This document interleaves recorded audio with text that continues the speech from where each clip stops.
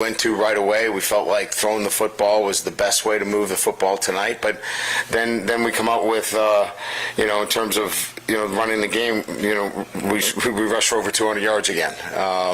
So, again, I don't know if there's enough superlatives to talk about it, but it's balanced, it's physical, there's playmakers, and it's led by, a quarterback that's as hot as anybody in the country. Coach, right here, was Denver Harris available to play in this game? No, inactive. Inactive? Okay. Yes. And what sort of status with him, and how have some of the younger guys in that cornerback room sort of developed over the last few weeks? Yeah, I was pleased with Hughes' performance out there. We played him at corner. I thought he did a really good job. They ran a a double move on him. His eyes were good. Jeremiah Hughes, that is, true freshman. You saw Javion Toviano playing some corner. Excuse me.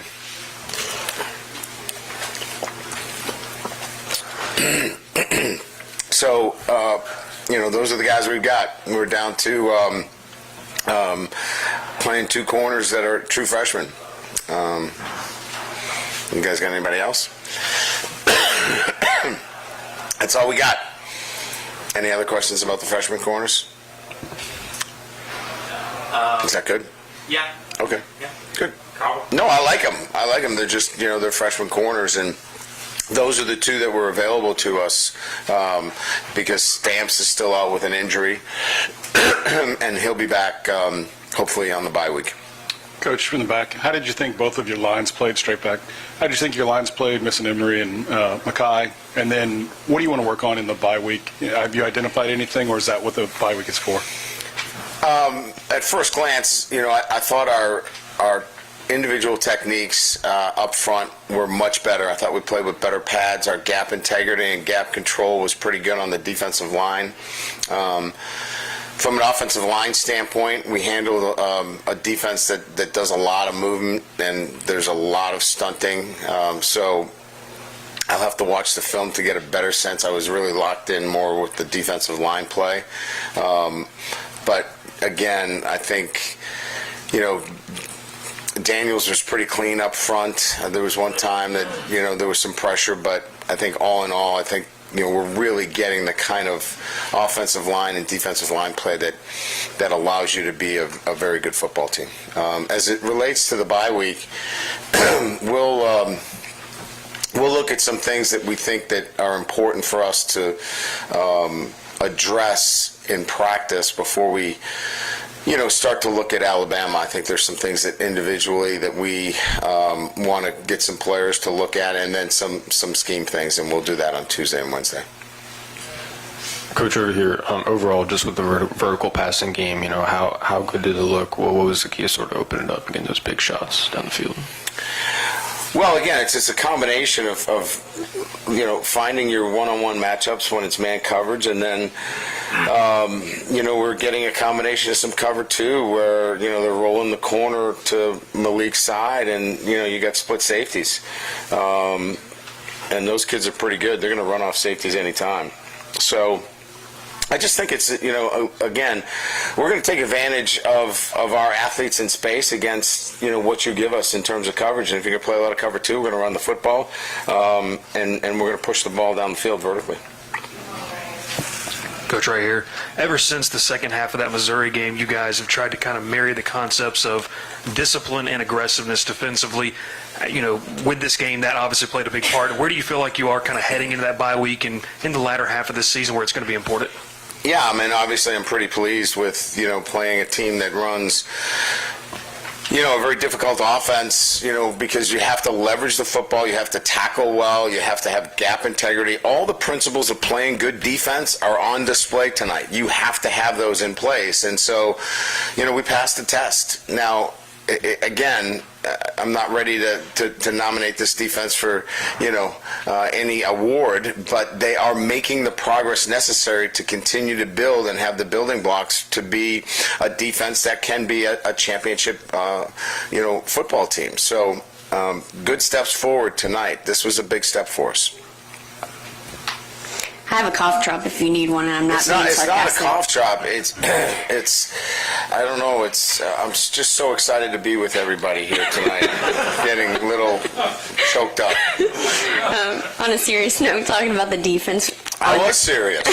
Andre Sam, 2 interceptions, his growth and his progression this season. Yeah, it's fun to watch. His patience is really what's starting to show. I thought he took himself out of some plays early in the year, being maybe just a little too aggressive or out of control. If you remember early on, maybe some missed tackles. He's really settled in and is playing confident and patrolling the middle of the field. He had a couple maybe, he'd like to have back, or he'd have 4 interceptions. But playing at a high level, we need him to continue to do that. If he does, he presents a solid piece for us back there. Do you talk to the team at all about kind of the way the season is mirroring last year, or do you want this team to be itself? Not really. We talked about it, after the Missouri game a little bit. Hey, we're at 4-2. This is where we were last year. But we haven't, since that time, really talked about it, because that was kind of like, getting over the disappointment of, playing poorly. But it's really just been about, now, playing with the right, mindset each and every week. And I think they're beginning to obviously grab hold of that. In the back, you mentioned Daniels, but just how important is it for him to be playing at this level, especially going into this stretch run in SEC play? Yeah, I mean, look, everybody can have their own, beauty is in the eye of the beholder, but he sure looks good to me.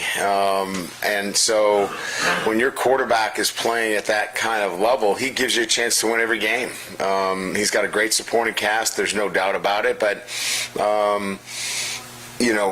the quarterback drives, college football, the NFL, high school, wherever it is, the quarterback's the driver. And right now he's playing at an elite level. Coach has time for 2 more.